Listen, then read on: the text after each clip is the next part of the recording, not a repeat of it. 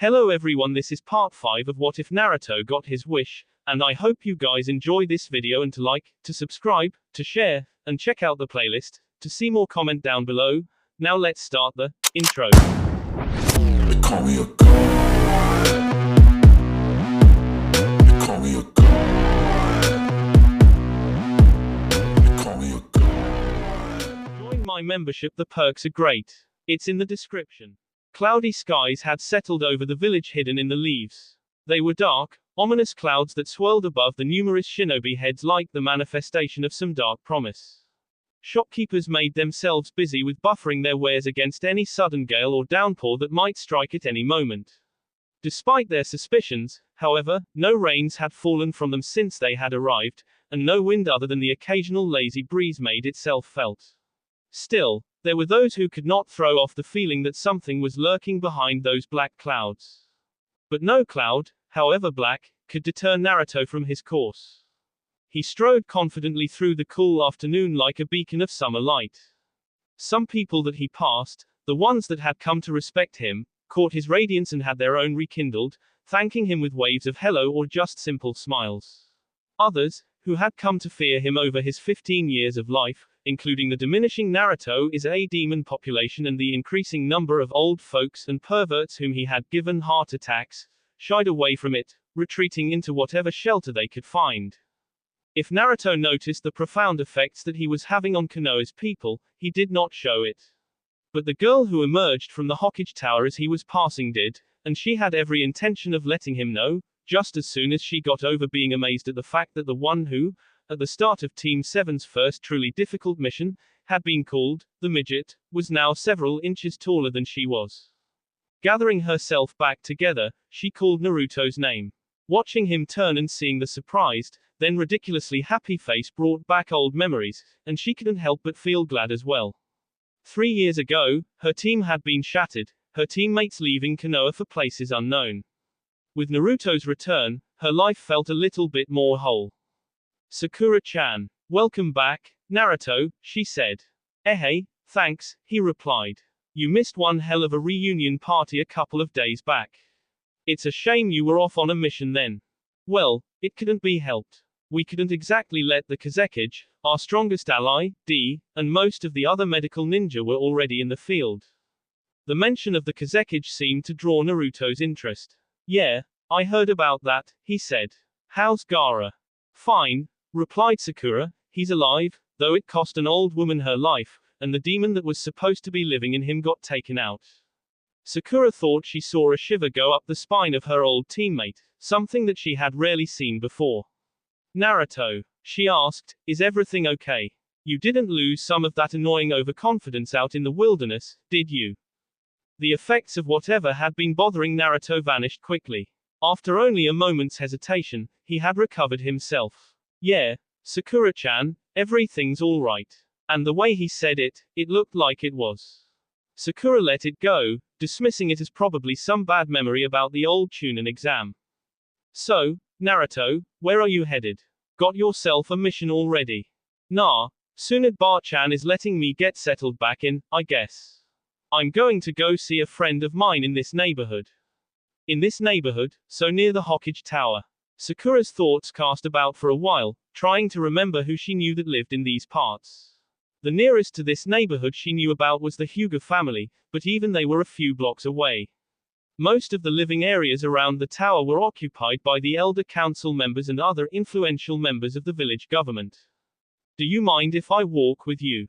She asked. Curiosity had gotten the better of her this time. That, and she hadn't had a chance to talk to her teammate in years.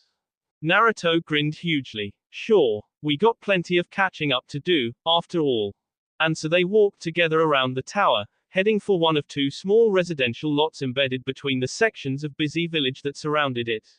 As they walked, Sakura began to take notice of the effects that the years had had on her comrade.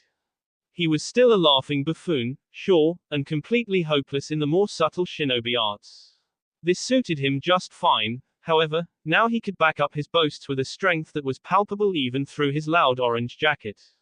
And one more thing was palpable to Sakura, his apparent shift in attitude towards her. In their early days under Kakashi-sensei, Naruto had pursued her relentlessly, hoping to get her to go out with him. It had annoyed her to no end, and there were many times when she had been forced to express her annoyance violently. Now, though, Naruto walked and talked comfortably with her, making no trouble at all.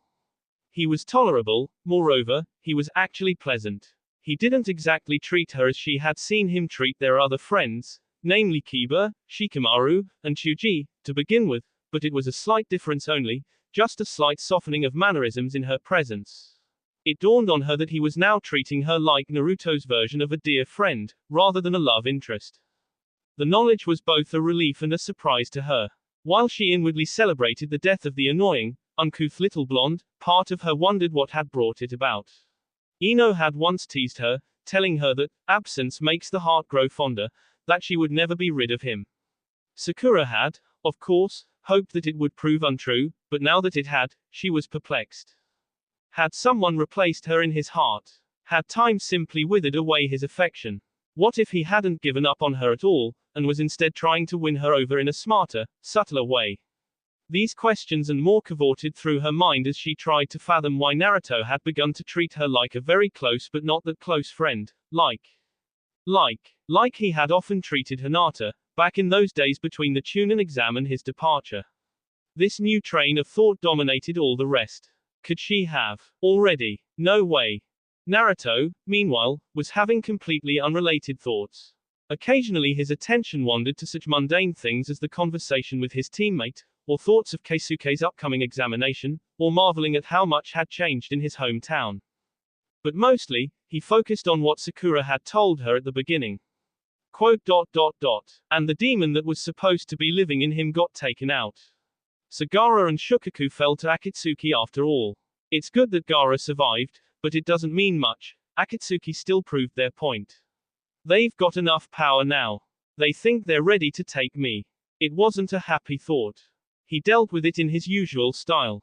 They can try. I'm a lot stronger than I was before, and I'll be stronger yet by the time they get here. They won't bring me down. Not Uzumaki Naruto, future Hokage. Never. Resolving to work harder at his training, Naruto banished the thoughts of Akatsuki from his mind. It was at the perfect time that he did so, for at that moment they arrived at the destination. Keisuke was walking out of his gate, dressed in his usual gear, waving a greeting to them. His sunglasses still perched on his nose, hiding the emptiness of his eye sockets, and his oaken hair waved in the breeze. Naruto noted, however, that he now sported a Konoha headband and the standard-issue shinobi vest that was given to every ninja of the journeyman level and above. Naruto's grin expressed his appreciation for the additions to Keisuke's ensemble. The blind man made Konoha's colors look good. Hey, Naruto, he called. Come to check out my new place. Indeed, it appeared worthy of checking out. It was what appeared to be a small compound, with the main building flanked by a garden on one side and a small side building on the other. There might have been more, but the rest was blocked from view by the walls. You know it, Keisuke ni-chan. Standing proudly before each other, their mutual radiance seemed to cast Sakura into shadow. She'd heard of this man from Haruka, the Hyuga woman who'd joined her party at Suna, and from numerous sources of gossip in the village. She'd been told that he had been running around with Naruto and Jiraiya for much of their time away, and had beaten some notorious brigand in lands far away. But she hadn't expected this man and Naruto to be on such friendly terms. They regarded each other like siblings, and Naruto had even called him brother. Yet, they'd only known each other for about a year, maybe two, by Sakura's estimate. And something about those sunglasses, he looked the type who she would have been suspicious of. Her thoughts were interrupted by Keisuke. So, who's your girlfriend there, Naruto? Sakura was about to protest, but was seashort by Naruto's mirthful laughter. She's not my girlfriend, Keisuke, he said. That's my teammate that I told you about, Haruno Sakura. Sakura, once she recovered from the still fresh surprise at Naruto's new attitude towards her, held her hand out for Keisuke to shake. He took it, a big grin present on his mien. His grip was firm, but not crushing, as Naruto's might have been, and within a second, Sakura felt it slacken a little, adjusting to match the strength of her own. Of course, the kid's told me countless stories, he said. You can tell he's got his heart in the right place, I almost thought he'd never cease telling me how great things were back in the days of old Team 7. It was annoying, sometimes, but it shows he cares for his teammates, which is more than I can say of many ninja I've met. He told me extensively about you. I'm honored to make your acquaintance, Sakura-san. Sakura was charmed. He may be a suspicious-looking kind of guy, but he certainly was nice. Oh, the honor is mine, Keisuke-san, she said. Anybody who can put up with a guy as obnoxious as Naruto for 3 years deserves my respect. The latter sentence produced the reaction she'd expected. Hey, Naruto complained, I can't have been all that terrible. I mean, I know I was immature, but you were. The reply came from both Keisuke and Sakura simultaneously, both of whom had had their share of the 12 and 13-year-old Naruto. Exasperated, Naruto grumbled, geez, I'm not that bad anymore. That's for sure, kid, said Keisuke. You're head and shoulders above where you were previously. Figuratively and literally. Naruto brightened a little, stretching up to his full, and indeed, head and shoulders above that of his former self, height, while Sakura silently agreed. The introductions performed, Keisuke went on, I can't show you around just yet, unfortunately. I still have to visit the Shinobi registration office, and then I have more things to do today. Oh, yeah, your examination.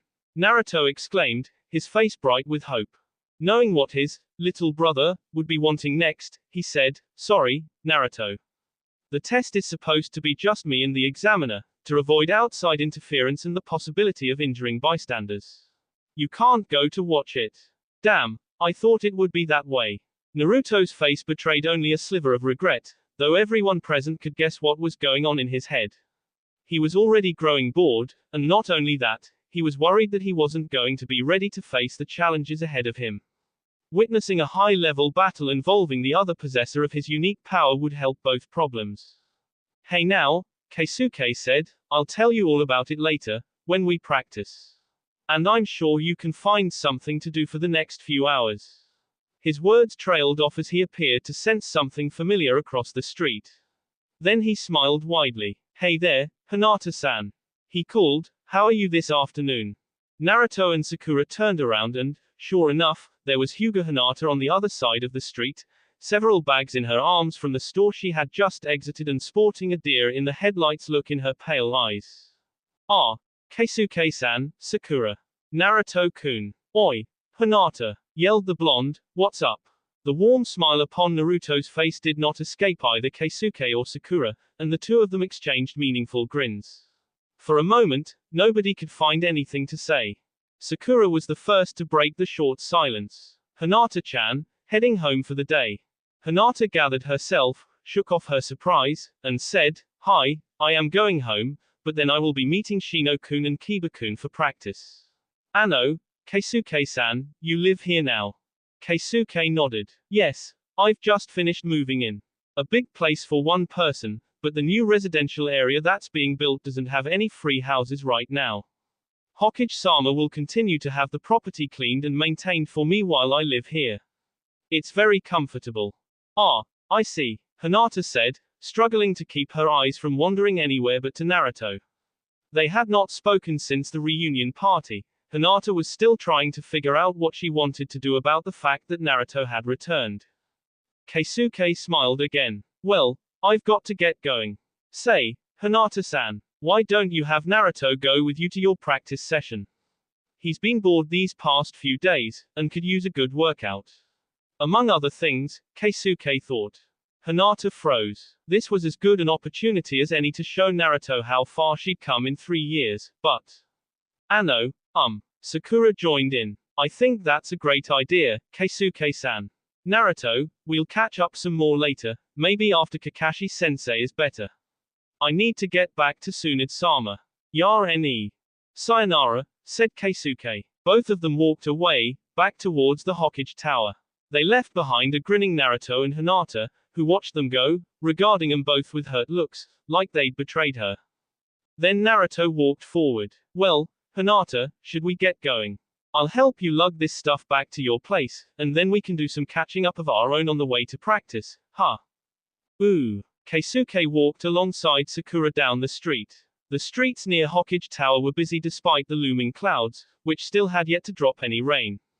Those people nearest them gave them wide berth. Sakura was the respected apprentice of Godime Hokage, and Keisuke was a stranger, though he somehow, amazingly, wore the Konoha leaf after being there only a few short days. They walked you, and their talk was uninterrupted. So, Sakura-san, Keisuke began, were Hinata-san and Naruto like this before? Not at all, replied Sakura. Though, there was definitely a foundation for it by the time Naruto left. Hinata-chan's loved him for as long as I've known them both, and Naruto started acting very kind to her after our first Chunin exam. I wouldn't have been surprised if they'd gotten together after a while, but...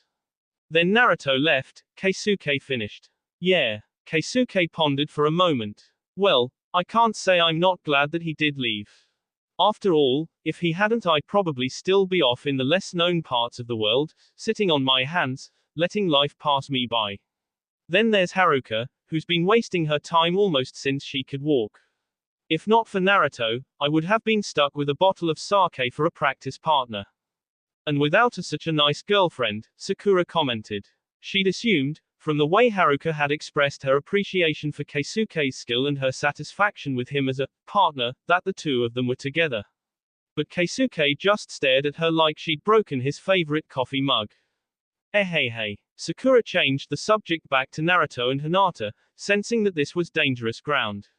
So, Keisuke-san, do you think they're going to have time for a relationship now? Putting a nonchalant look on his face, Keisuke bought into the change of subject. I'd say it's possible. Granted, there's still the matter of your other teammate, Sasuke, to deal with, and much of his time is devoted to strengthening himself for that purpose.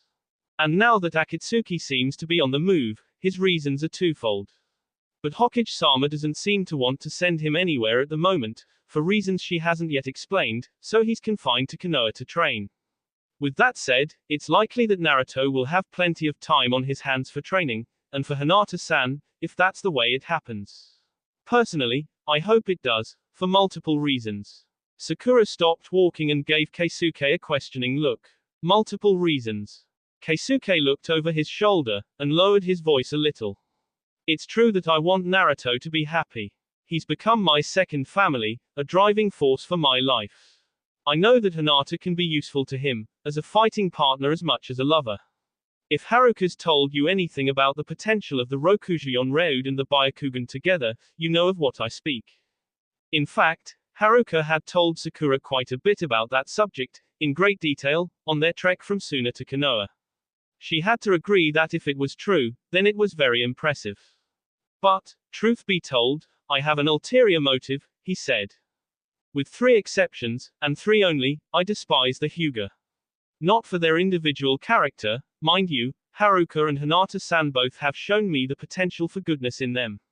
No, I hate them for their clan-wide capitulation to their blasted system of preservation. They've gone so far as to place a curse on their own on the foreheads of the branch house members, a curse which they can use to and they do, to preserve their precious Byakugan. It's senseless. They s their own kinsmen to a life of servitude and pain and, if they deem it necessary, deaths. All for the sake of protecting what they consider more holy than life itself, their bloodline limit Dujutsu, which is no more holy than the demon within a Jinchuriki. Sakura stared. She'd never heard anyone speak so passionately against the Hyuga clan. Certainly, she wouldn't have chosen that system herself, but the Hyuga were the Hyuga. They were only one family, and a powerful one at that. So they were left alone, either out of fear or lack of real concern. Keisuke-san, she asked, why should you be concerned with the Hyuga? I mean, they're only one family out of hundreds in Konoha. They aren't forcing their methods on anyone else. Why is it your problem? I'm curious. Keisuke's face went ashen, then stony. I have a certain attachment to them, he answered. Not by my choice, but the matter was out of my hands. He clenched his fists. Sakura began to think that perhaps this wasn't easy for him to talk about. She pursued his reasons no further. I don't know why I'm telling you this, Sakura-san. Jiraiya is the only one I've told before, and he refused to be involved. I fear letting Haruka or Naruto know. Naruto doesn't like being manipulated, and Haruka, as far as I know, cares little for clan politics. She could mock me. But you, Sakura-san, a good friend of Naruto and, apparently, of Hinata-san, you can be trusted. You can be a help to me without being affected by the consequences of failure. I ask only one thing, you must not tell either Naruto or Haruka. If they must know, I will tell them, when I feel I need to. But for now, I prefer my manipulations to remain secret. Sakura took in all of this, and felt her head start hurting. As if there weren't enough complications in her life, here was Naruto dumping more into it through one of his friends. Yet she endeavored to be stoic. Suppressing her headache, she nodded for him to continue. Keisuke took the nod and went on. Naruto and Haruka have told me that Hinata-san is to inherit the seat of power in the Hyuga clan. As you said, it seems likely that she and Naruto could get together. My hope is that, if that relationship progresses, Naruto will marry into the Hyuga clan, where he can help Hinata-san to cast down the system of main and branch houses. Keisuke saw the look of concern on Sakura's face, and knew what she was thinking. I know. It's not as easy as I'd like it to be. Hiashi has shown a little of his better half by acknowledging his daughter, but there is still little chance that he would accept someone like Naruto into the family. There will be much resistance, possibly to the point of violence, from the Hyuga clan. Getting Naruto to go pursue Hinata will be tough in itself. He's still working on Sasuke, and likely won't turn his attention anyplace else for very long.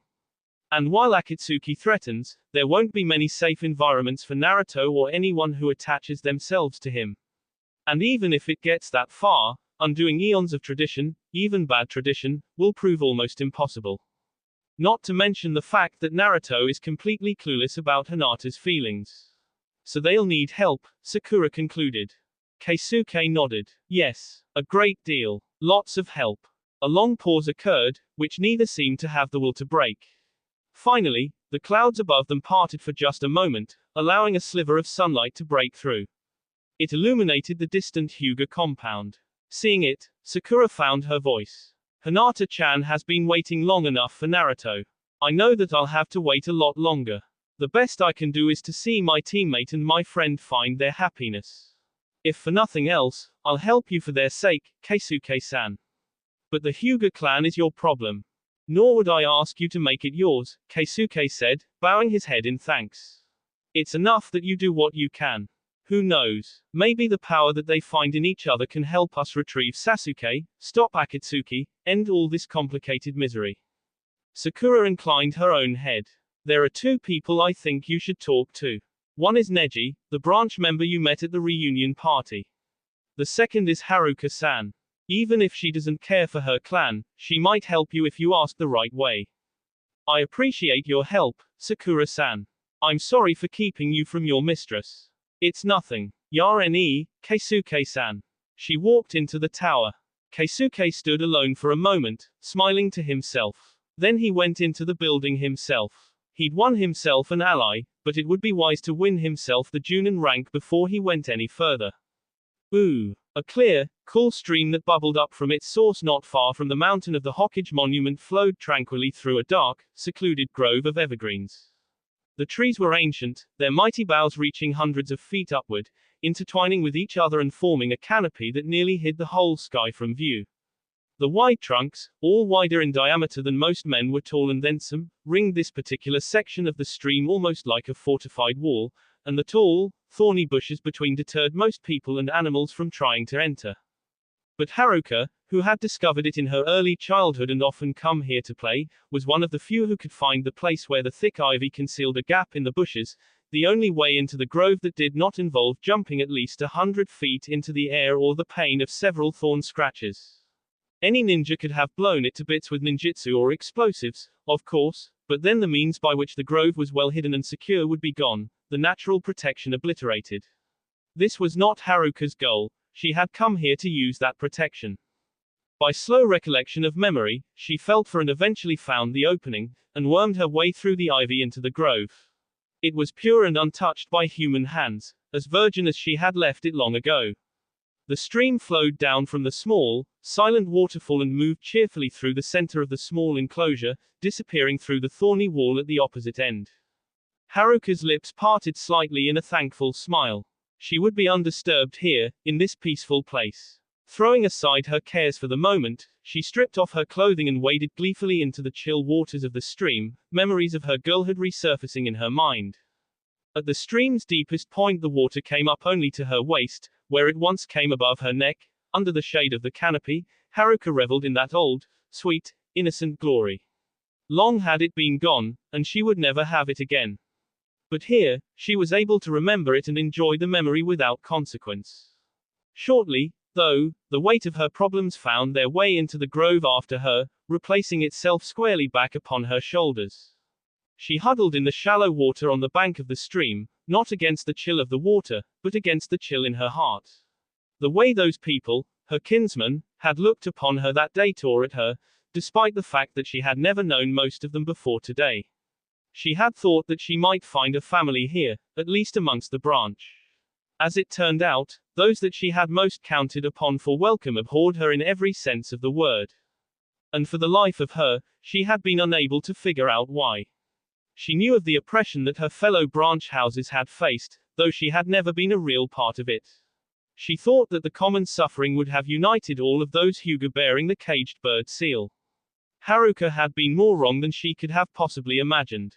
Fortunately for her, Hiyashi, being an old friend from their childhood days, had kept them at bay, this time. But I cannot keep them from you forever, Hiyashi had said.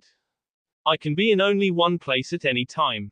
The branch family are numerous, and they are a bitter, spiteful lot. They obey me here, where I can command them, but cross paths with them on an empty back alley, and they will have no qualms against hurting you very badly. Oh, they will not K you, he had said, noticing that her face had gone paler. Even they would not K one of their own. But their resentment of you is very great, and they will stop at very little to gain what they believe to be retribution. Hiyashi-sama, Haruka had said, I have done nothing to harm them. I bear them no malice, no, not my kinsmen, no matter how distant. Yet they look at me with such scathing animosity. No human has ever looked at me so. Their faces are those of men and women who feel themselves betrayed, he had answered.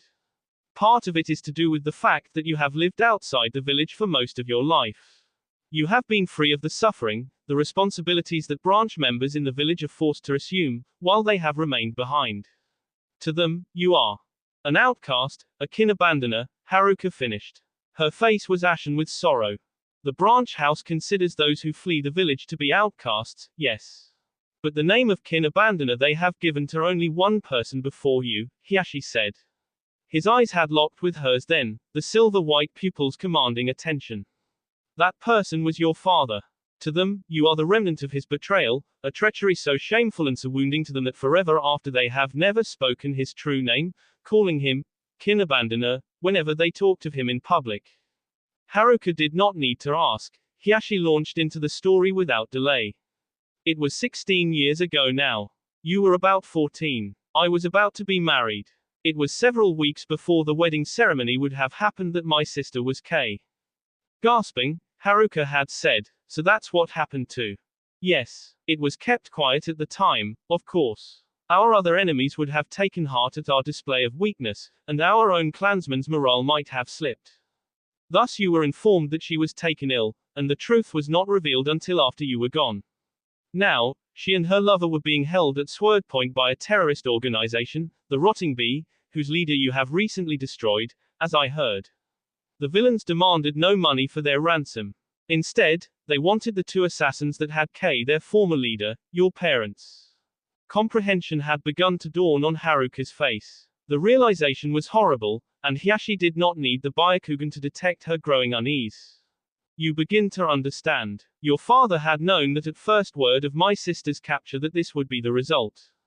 Before the ultimatum from the Rotting Bee was delivered, he took you and your mother and fled Konoha to live in the outer world.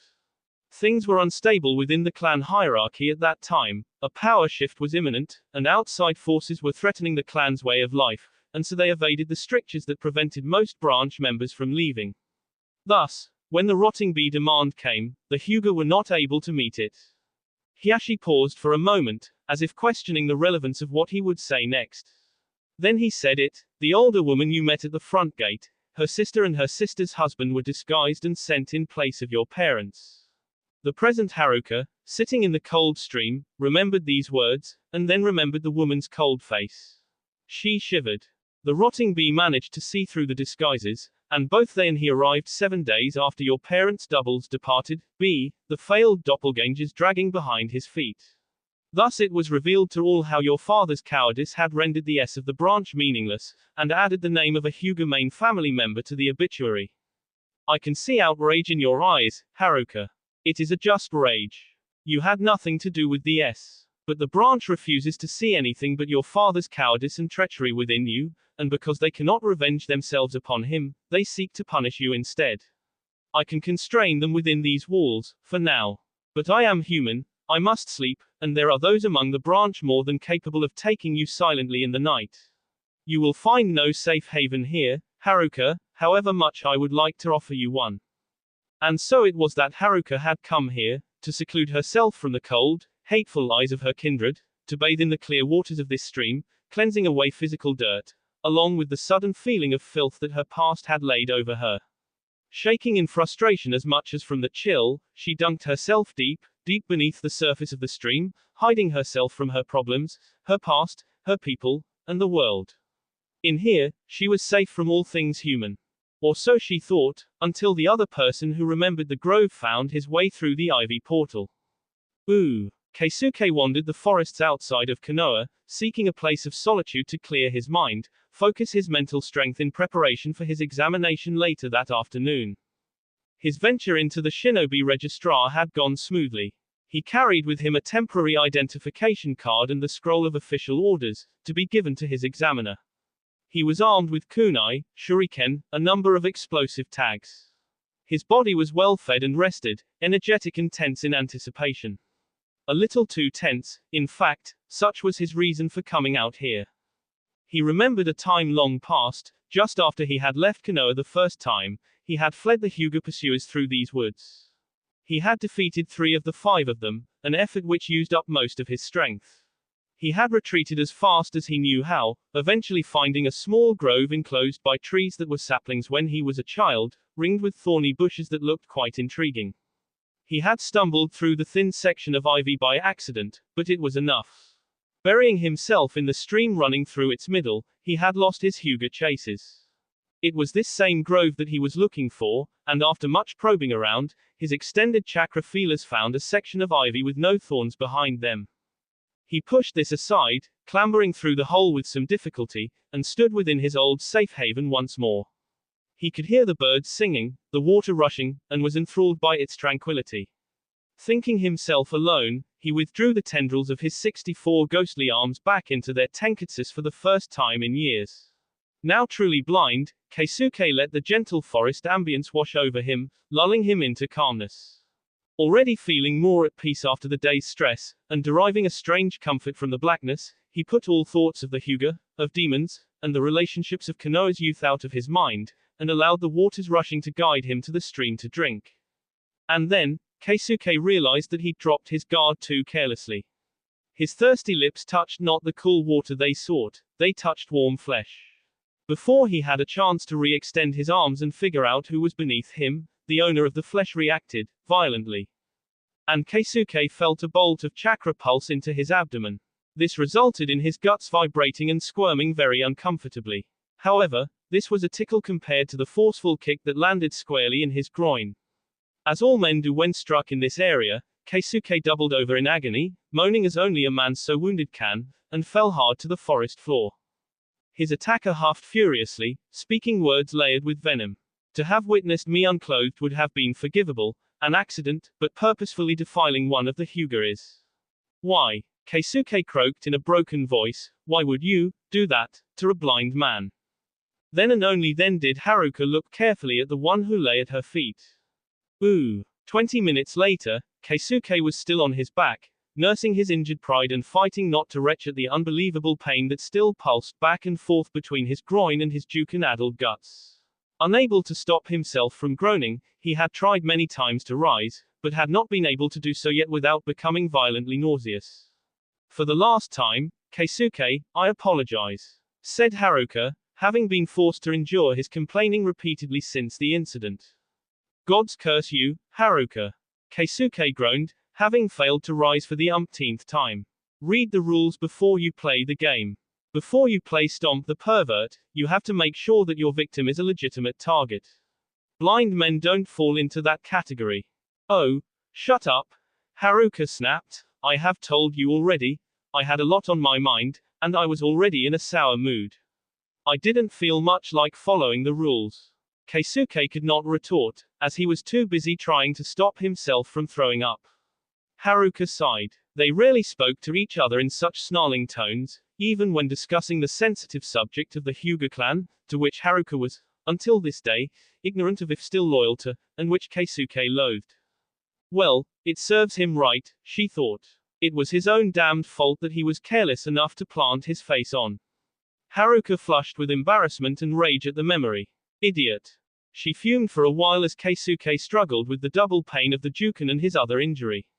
But when Keisuke finally managed to pull himself onto a rock in a sitting position, panting heavily, Haruka's anger began to recede. Well, I suppose I was careless, as well. Who knew that he'd been here before? And I was ducked under the water, moping around, oblivious to his presence. In a sense, it's as much my fault as it is his. Both of them sat on their separate rocks in silence for several minutes, each having completely forgotten the stresses of the emotional day which had sent them here. Both of them nursed their sundered pride, and in Keisuke's case, a splitting headache, all thoughts of the complications of their lives blown away in the uniquely painful moment. Neither of them had imagined that this was how their first meeting would be following their separation before returning to Konoha. Finally, simultaneously, each one remembered their reason for being here. Keisuke, Haruka said, you have said that you despise the Hyuga. With a few notable exceptions, yes. I do. Keisuke responded. His pain had finally been reduced to a dull ache. He would be uncomfortable for a few hours, but he would be able to face his test. Haruka's face was grim, a reflection of her new and bitter regard for herself. I believe that I finally understand why. Keisuke's eyebrows arched. Here was something that he had never expected in his life to hear. Haruka continued, not bothering to look up into his face. I possessed the Byakugan before. But now I know that the Hyuga's Dujutsu is not all-seeing. In my life away from the village, I was ignorant. I have been blind to the suffering, the S of my kinsman, S made in vain, thanks to the cowardice of my own flesh and B, she thought. Her feeling of self-loathing and filthiness came back to her on black wings, circling her head. But worse, she went on, I thought before that I did not return to the village because I felt that my exile was my true home. When I saw my clansmen's faces, the anguish upon them, I felt their pain in my own heart. I grieved for their suffering, though I showed it not. She breathed in deeply, her breath almost rattling in her chest as she shook with imagined cold. And then I knew, as assuredly as I know night from day, the true reason I waited so long to return, fear. A tear fell from her silver eyes, then was followed by more. Her head hung low in deepest shame. I feared coming back to my home because, though I chose to ignore it, I knew my clansmen were in pain. I had feared to see their anguish, and to have revenge taken upon me for not sharing in their pain. I am a coward, Keisuke. A coward and a fool. And there Haruka stopped, waiting for Keisuke to reprimand her, agree with her. Indeed, you are a coward, he would say. He would laugh. He would gloat as he always did, exulting in his superiority. But the laughter and exultation never came. Instead, she felt a gentle rapping on the back of her skull. Turning, she saw the blind man standing there, his armored fist being what had tapped her. Behind you, idiot, he said gently, you are no coward. A fool, yes you are. And you're an inferior fighter, a nuisance that I can't get rid of. But you aren't without courage. How else would you have survived practice with me almost every day for the last 18 months? If you are a coward, why the hell are you here facing the clansman you feared now? Open your eyes, Haruka. You're a fool, but you've had brains enough to recognize your mistake, even if it took you half of your life. He spoke the same words that he always spoke in their rivalry, insulting her, degrading her wherever he could. But his voice was haggard, his expression pleading. He hated seeing his partner like this. He was used to the stronger Haruka, the one who joined him in their playful rivalry, yet who became a serious, dependable, and deadly fighter when the situation called for it. Keisuke was not happy with this weakened, guilt-wasted Haruka, and it showed. Keisuke's silent plea reached her. It sang to Haruka's stronger half, rallied it, and drew it to the surface. Drying her face, she stood up. Keisuke smiled, and moved towards her. He saw an opportunity to gain another ally. Readying his proposal, he opened his mouth. And the words E in his throat as Haruka suddenly spun to face him, her low kick sweeping his legs out from under him. He fell flat on his back, the wind leaving his body in a rush at the impact with the ground. Stunned, he was unable to prevent Haruka's foot from planting itself on his sternum. Who's the inferior fighter, Keisuke? Damn it, woman. The blind man growled. His earlier hurts had sapped him of strength that he had not yet fully recovered. He could not remove his partner's foot from his chest. Let me up. I've still got a test to take. Haruka's face was set in grim determination. On one condition, partner. Keisuke was in a hurry. Name it. Help me change the Hyuga. Ooh. Hinata walked silently next to her secret love, who was lugging along a great deal more ninja tools in his pack than was probably necessary. Perhaps excitement to be training again had caused him to overdo it when he was preparing, as it had occasionally when he was younger. Hinata found this particular behavior amusing, entertaining, but nerves prevented her from laughing. She was burning with anticipation. Now, after 3 long years, she finally had her chance. If she could amaze the young blonde ninja with her hard-earned skill, she would be granted the opportunity to win favor with him.